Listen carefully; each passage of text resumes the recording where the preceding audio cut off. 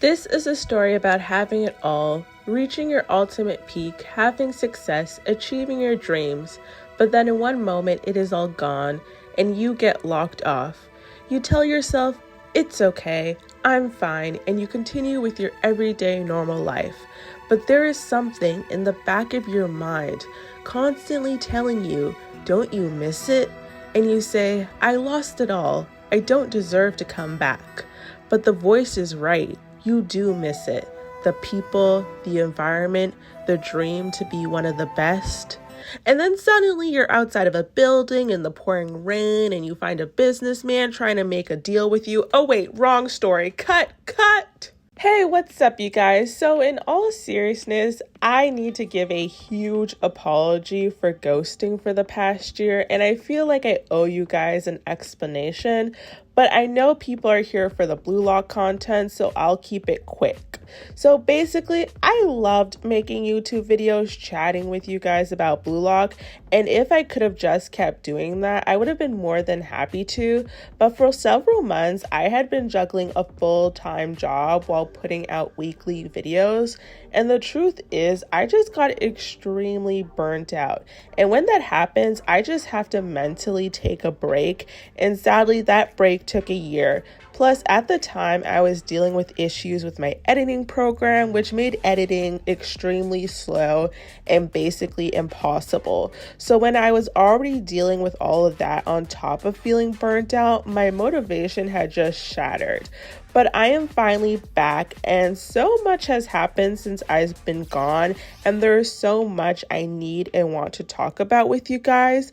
But today's video, we're going to talk all things PXG versus Bastard, one of the most anticipated matches in the entire series. Now let's get into my review of the match. I'm excited to discuss several things in this match, but I actually wanted to discuss my prediction and theories that I came up with over several months before the match first, because the amount of things I got accurate is actually insane, and I need to discuss my thoughts on them, but also all the things I flopped on. And this will be quite a big portion of this video, so if you don't want to hear me yap about my past theories and predictions and just want to directly hear my thoughts on this match, like what I liked, disliked, etc., then skip to this time in the video, but otherwise let's get into it. So first and foremost, I feel like we have to start with my most viewed video on this channel, which is my Noel Noah is a villain theory.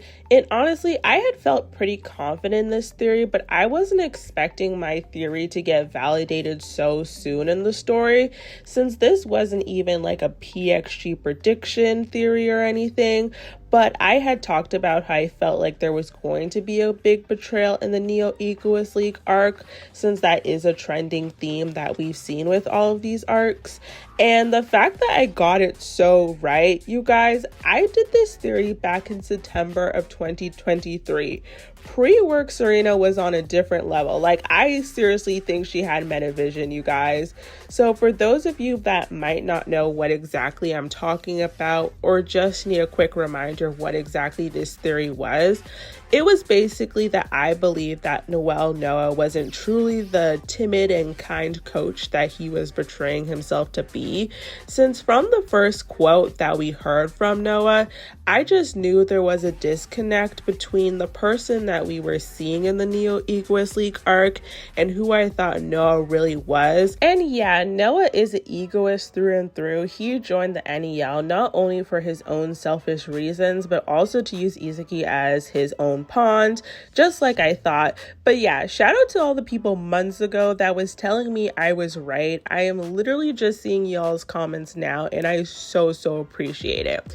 I love coming up with theory videos. It's honestly my favorite when I come up with a good theory, and sometimes I think that they might be a bit out there, but I do try to bring logical things from the manga to back up what I'm saying. So to have my biggest theory be validated definitely feels good, and it feels good to be validated that I knew all along that Noel Noah was a bad coach. I remember years ago when I got dragged on TikTok for this opinion, but I was correct. And I'm still thinking of doing the original video I was working on before my hiatus, which was the coach ranking video.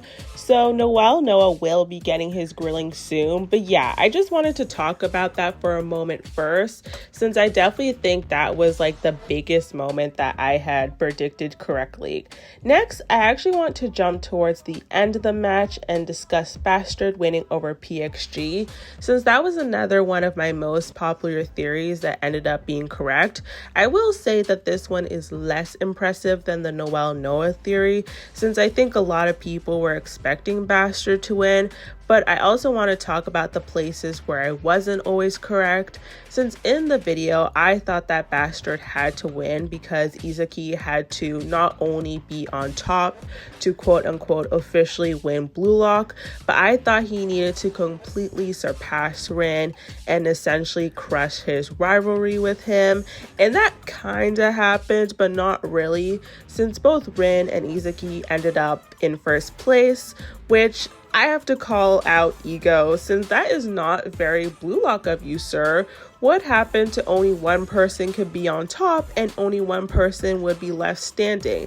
And I guess just throw that all away and give 2 trophies. But I'll give more of my thoughts on the double first place about Rin and Isagi in a minute.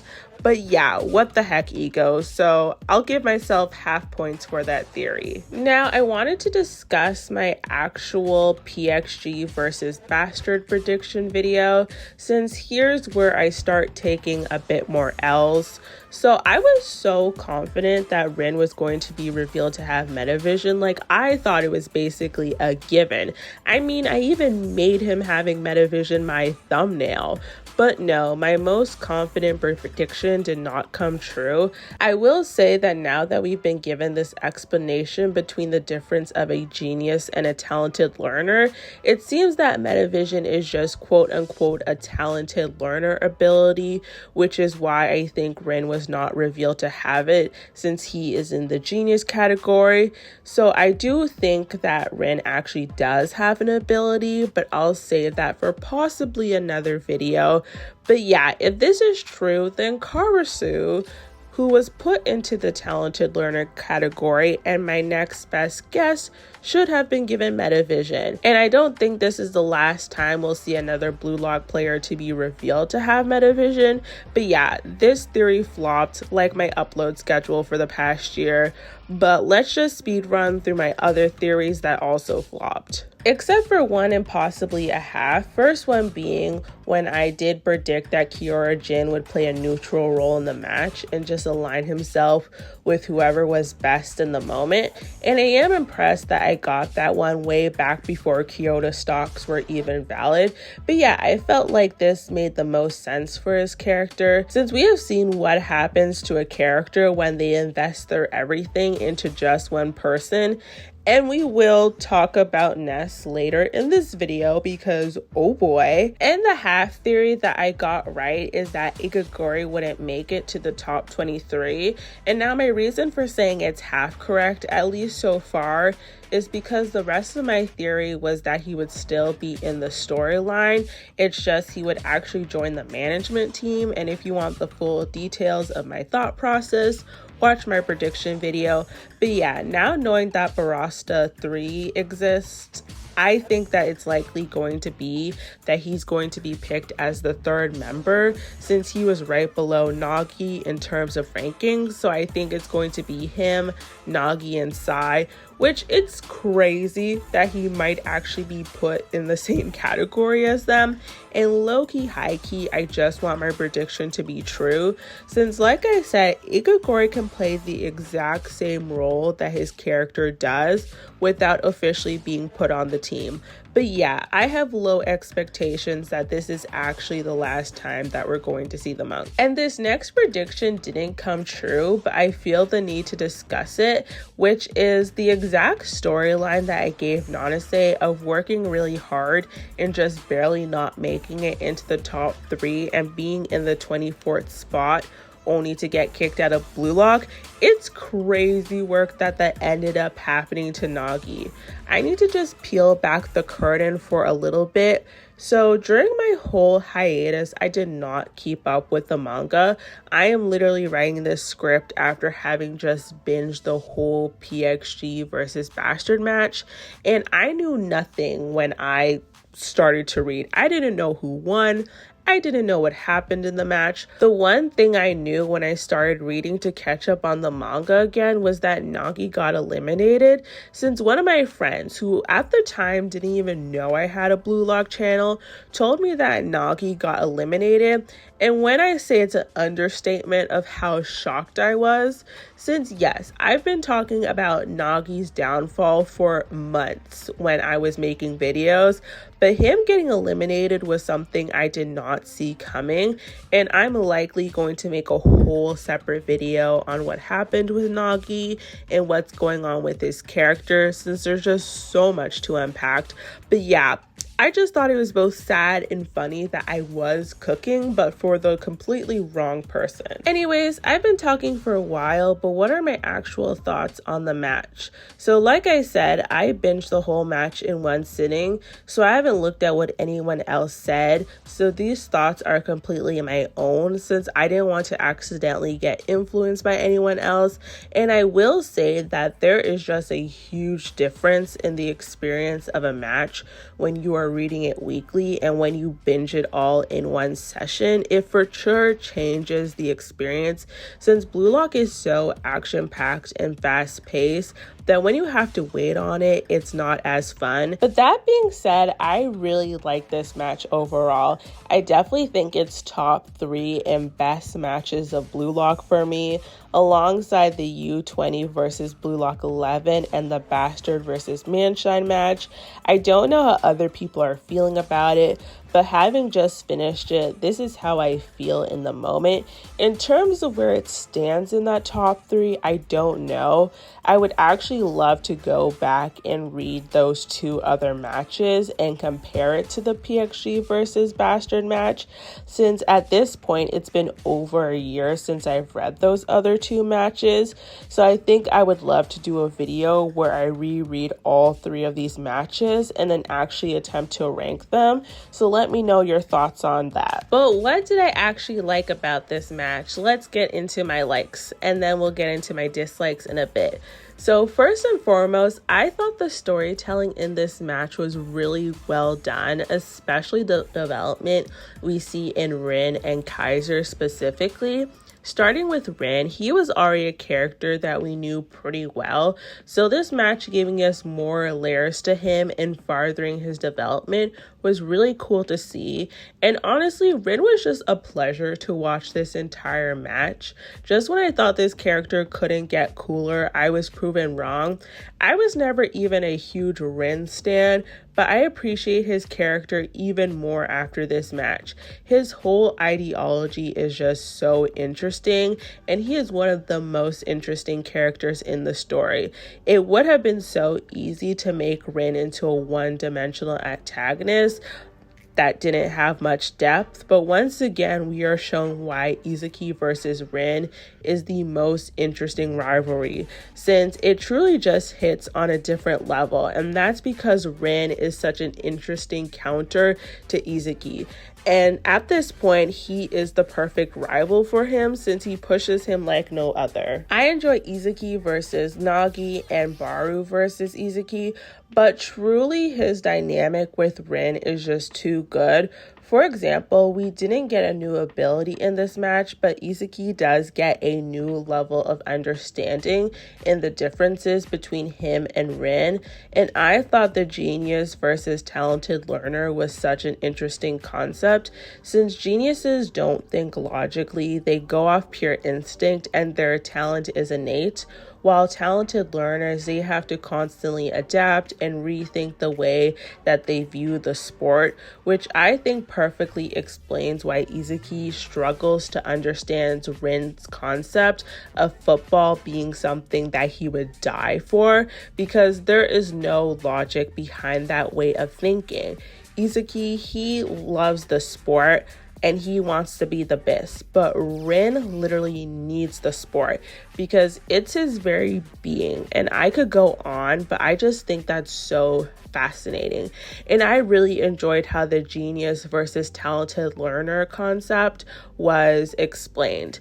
And while on the topic of Rin and Isagi, I did think both of them being first by the end of the NEL was a bit of a cop-out move, but the reason why I won't put it in the dislike section is while I thought their rivalry was going to kind of officially come to an end in this arc, I could understand why the author didn't want to fully pin it down, since the Rin versus Isagi storyline, just like I explained, is the most interesting dynamic. But with Bastard winning, I thought the author should at least committed to putting Isagi in first, and then in the next arc we could have Rin fighting for the top spot again, and they're constantly surpassing each other, since technically speaking Isagi has never officially surpassed Rin, and this could have been his moment to finally do it.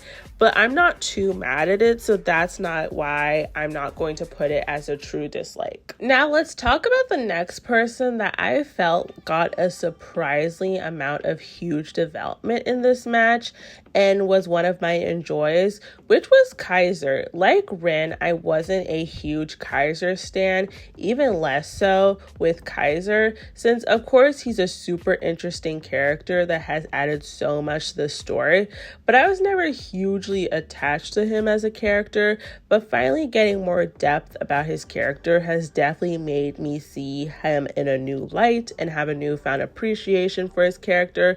Also, goddamn, I might have to eventually do an update video on my saddest backstories, because Kaiser would for sure be up there. And we got an answer to a question that people have had for quite a long time, which was the meaning behind this panel. Many people wondered for the longest time why Kaiser had a beat up ball while Isagi had a clean football, and like many people thought it represented their upbringing. Both Kaiser and Isagi had to work hard to get where they were, and unlike geniuses, they had to constantly adapt to the world to just keep up with the geniuses of the world. But that mindset goes beyond football for Kaiser. He's never been in a loving and supporting system like Isagi has. I mean, we even get a perfect example of this again when Isagi goes home and his parents in one of the latest chapters told him that no matter what, they would love and support him. But someone like Kaiser has never known that warmth and kindness. So while yes, both Isagi and Kaiser have had to work hard to get where they are, Isagi has a clean ball because he has had the privilege of getting new footballs, both literally and metaphorically, while Kaiser for the longest time only had that one ball because he didn't have a supporting system and he didn't have people that supported his dream of getting him new footballs. So yeah, I thought getting this view of Kaiser was interesting. I did enjoy it. There are some issues, but I'll speak on those in a minute. But yeah, Kaiser's story did not go in a direction that I was expecting. Next on my enjoy list, I loved how unpredictable this match was. One of my issues with the Ubers versus Bastard match is that I could tell how the match was going to end almost 5 chapters before it happened, but I was left guessing until the very end with this match, which is usually how Blue Lock is. And as per usual, the goals were amazing. I will say that at some points it got a bit predictable, since the moment a character was getting a flashback, you pretty much knew that they were about to score, but the payoff was worth it, so I'm not mad at it. This match truly was a lot of chaos, but I thought it was handled well, and I thought the pacing of the match was good, since I thought the PXG match was going to be so much longer, but I thought it had good pacing. And like I said, it could be because I read it all in one sitting and didn't have to deal with weekly uploads. So please let me know in the comments, for anyone that did read it weekly, how did you find the pacing of this match compared to others? So as much praise as I've given this match, what did I not like about it? Okay, I don't want to keep referring to my other videos, but hold on, there's a reason. So basically, I had this theory video where I thought there might be a major rule change for the PXG versus Bastard match, where they would get rid of the 3-goal rule. And my reason behind thinking this was I felt like there was 2 major storylines going into this match, which was Rin versus Isagi and Shidou versus Kunigami. And basically I explained that I would find it hard for the author to balance these 2 major storylines with this goal limit. And if the goal limit did not change, then one of these storylines would get the short end of the stick. And I was both correct and incorrect. Obviously, the rule change did not happen, so Shidou and Kunigami's storyline definitely was the one to get the short end of the stick, since we did finally get some acknowledgement of Kunigami wanting revenge against Shidou. And like I thought, Shidou briefly forgot who Kunigami was, but then remembered him, and they had small moments together, but nothing truly huge, and definitely nothing that could be considered a satisfying ending to their storyline, which I definitely do think sucks, because where I was wrong is that the author was able to balance 2 major storylines. It's just one of them was not the one that I was thinking of, since of course we did get Rin versus Isagi, but also we got Kaiser's storyline. And now, I know I just said that I liked Kaiser's storyline in this match and his development. It's just Shidou versus Kunigami basically only could have happened in the PXG versus Bastard match, where they were on opposing teams and had 2 opposing ideologies. Well, I feel like we could have gotten all the Kaiser stuff in the U20 World Cup arc, since we know they're going to be facing against Kaiser eventually soon, and they could have saved that stuff for when Kaiser would eventually confront Isagi again. Meanwhile, Shidou and Kunigami are now on the same team, so I just don't think we're ever going to get a satisfying conclusion to their storyline.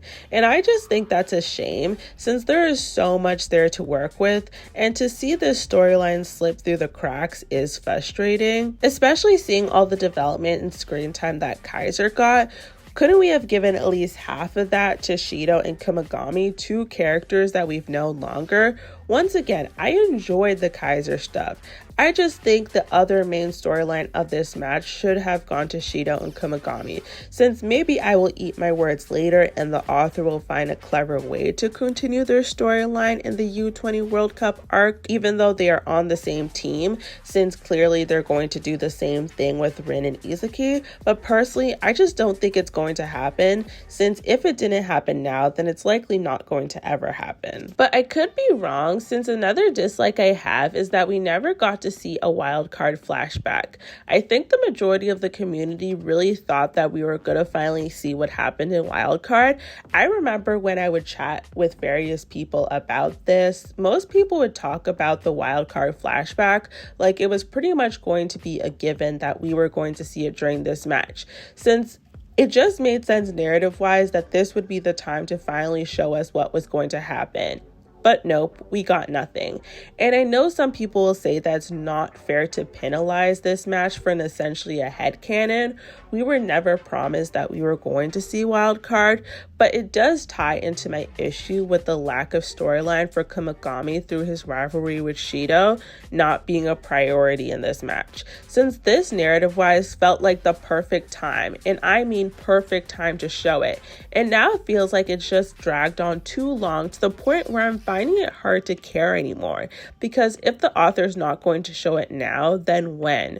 During the U20 World Cup match, when we are going to meet so many new characters, storylines, and other things will be introduced, this match is the last time we're going to be in the self-contained bubble that is the Blue Lock project before these characters are going to go up against the whole world. And I just don't see the wildcard storyline fitting into that, since Kunigami coming back and the mystery of the wildcard was such a big part of the Blue Lock project. But now that chapter of the story is closed. But I will say, depending on how much time we spend with the characters on their current break before the U20 World Cup arc, I could see it working that we get the flashback just before the World Cup arc starts. But besides that, if it doesn't happen, then I fear it's just never going to happen. And I think that would be a huge letdown for the story, but let me know what you guys think. Do you guys still care to know what happened in Wildcard, or are you just over it at this point? Okay, I just want to briefly talk about another letdown of this match, which is another character, Ness.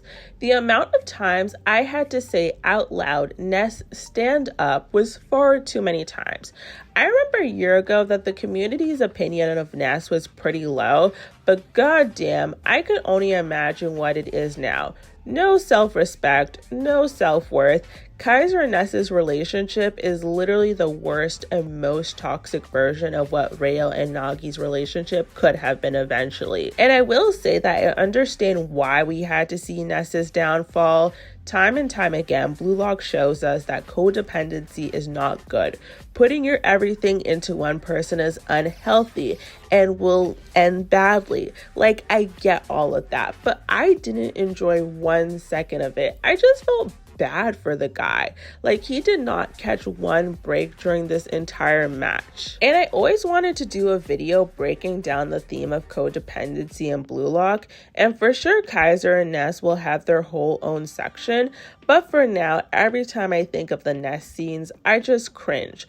One positive, I did think the scene that he thought he was passing to Kaiser and it emerged to be Izaki was cool, and then he got the final goal. But can I even give that one to Ness, since it was Izaki that made that scene cool?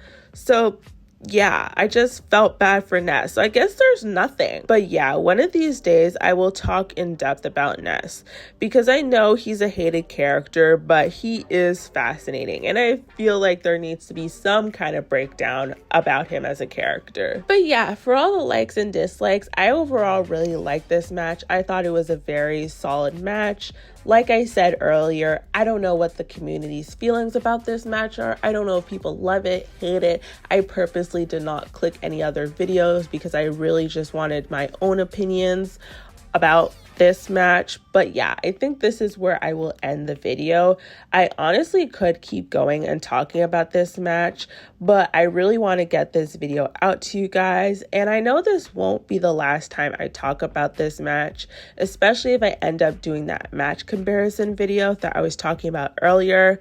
But I left you guys without content for way too long. So I just really want to ensure that, you know, I don't try to do anything too big right now so I could get this out to you guys. But yeah, I just want to say thank you to every person that's going to watch, like, or comment on this video.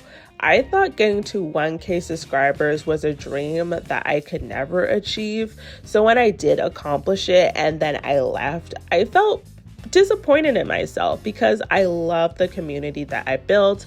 I love making videos, and I don't want to experience a major burnout again and leave this channel as long as I did. So I will definitely take steps that I need to ensure that I am in a good place to make fun content for you guys, because there are so many ideas and thoughts that I have, and I want to share them with you guys. And if I had all the time and energy in the world, I would love to just put it into videos, but I could only currently do so much.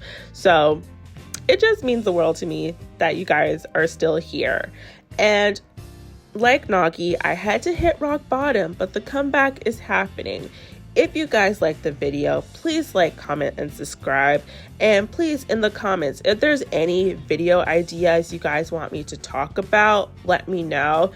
Since I haven't really been in the community for the past year, I don't know if there's maybe any like pressing things that you guys really want to hear my opinions on.